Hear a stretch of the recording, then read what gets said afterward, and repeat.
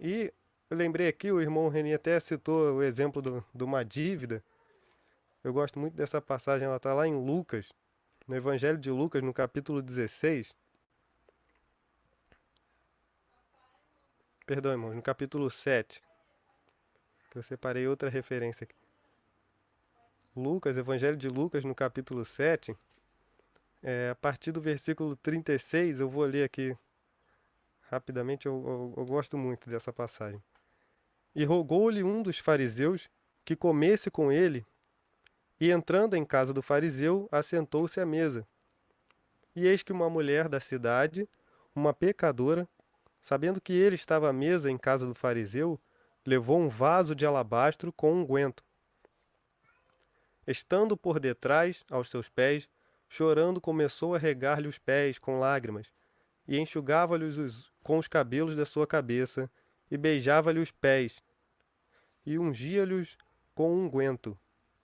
Quando viu isto, o fariseu que o tinha convidado falava consigo, dizendo: se este fora profeta, bem saberia quem e qual é a mulher que lhe tocou, pois é uma pecadora. E respondendo, Jesus disse-lhe: Simão, uma coisa tenho a dizer-te. E ele disse: dize, mestre. Um certo credor tinha 2 devedores. Um devia-lhe 500 dinheiros e outro 50. Esse versículo que é interessante, 42. E não tendo eles com que pagar, perdoou-lhes a ambos. Dize, pois, qual deles o amará mais? E Simão respondendo disse: tenho para mim que é aquele a quem mais perdoou. E ele lhe disse: julgaste bem. E voltando-se para a mulher, disse a Simão: vês tu esta mulher? Entrei em tua casa e não me deste água para os pés, mas esta regou-me os pés com lágrimas e enxugou com os cabelos de sua cabeça. Não me deste ósculo, mas esta, desde que entrou, não tem cessado de me beijar os pés. Não me ungiste a cabeça com óleo, mas esta ungiu-me os pés com unguento. Por isso te digo que os seus muitos pecados lhe são perdoados, porque muito amou. Mas aquele a quem pouco é perdoado, pouco ama. E disse-lhe a ela: teus pecados te são perdoados. E os que estavam à mesa começaram a dizer entre si: quem é este que até perdoa pecados? E disse a mulher: a tua fé te salvou. Vá em paz. Então a questão toda é essa. O irmão Reni deu o exemplo da dívida, né? E é o que o Senhor Jesus fala ali no versículo 42. Não tendo os dois como pagar, perdoou-lhe a ambos. Nenhum de nós tínhamos como pagar. Ninguém na face da terra tem como pagar. Uns vão dever mais do que os outros, mas todos devem. E esse é o grande problema. E aqui é dito para ela, né? A tua fé te salvou. Né? A fé em quem? Não é a fé simplesmente, né? Ah, aquela pessoa é uma pessoa de fé. Ela acredita muito que ela vai arrumar um emprego bom.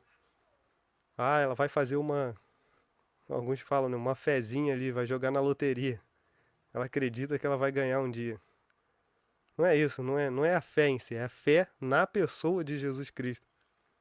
É essa fé que essa mulher teve. Uma pecadora, é descrito aqui no Evangelho, uma pecadora. E aquele lá, Simão, estava dizendo consigo mesmo, né? A passagem diz que ele falava consigo mesmo. Se esse homem fosse realmente profeta, ele saberia. Estava falando consigo mesmo, e aí o Senhor vem e revela, né? Que estava nos seus pensamentos, no seu coração. Ele acha que ela devia 500 e ele devia só 50. Mas a questão é que nem ele tinha como pagar. Mesmo sendo fariseu, mesmo tendo a lei, Paulo fala aqui, não somos que têm a lei, né? Que vão ser considerados justos, mas aqueles que guardam. E quem é que guarda? Ninguém. Os irmãos têm falado desde o começo. E o Senhor Jesus fala nos evangelhos também. Moisés falava ao meu respeito. Todos deram testemunho. Tudo apontava para Cristo. A criação, tudo que nós falamos até agora nos primeiros capítulos de Romanos, tudo dava testemunho de que precisava haver uma obra que partisse do próprio Deus para resolver a questão do pecado. E ele cumpriu essa obra. Os santos do Antigo Testamento, como foi dito aqui, eles penduraram. Eu comecei falando a respeito da dívida, né, que não tínhamos como pagar. Eles morreram e deixaram sua dívida lá. Oh, alguém vai ter que vir pagar essa dívida.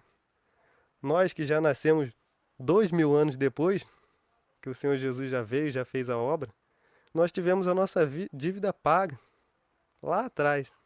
Se você creu. Você que está ouvindo que ainda não creu, creia que a sua dívida vai estar paga lá. Não há um justo sequer. Mas ele, quando é dito lá em Marcos 15, né, dando um brado, aí expirou e o véu do templo se rasgou, e o centurião que estava na frente dele disse: verdadeiramente este homem era justo. Esse era justo.